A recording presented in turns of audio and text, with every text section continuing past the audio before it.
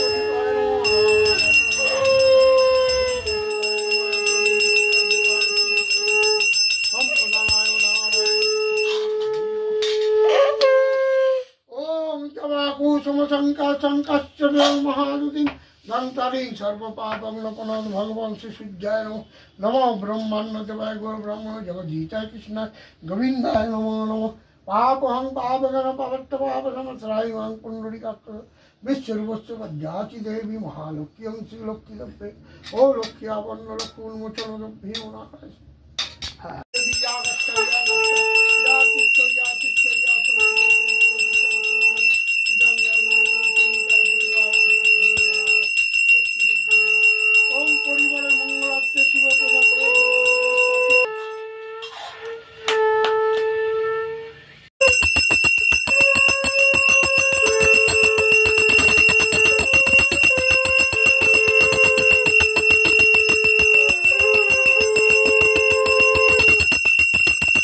আমাদের লক্ষ্মী পুজো হয়ে গেছে। এবার ঠাকুরমশাই চলে যাবেন। পুরো ভিডিওটা করতে পারিনি, কারণ এক হাতে মোবাইল ধরা আর এক হাতে অঞ্জলি দেওয়া করতে পারিনি। ভিডিওটি ভালো লাগলে সাবস্ক্রাইব করে দেবেন আর লাইক করে দেবেন। ধন্যবাদ।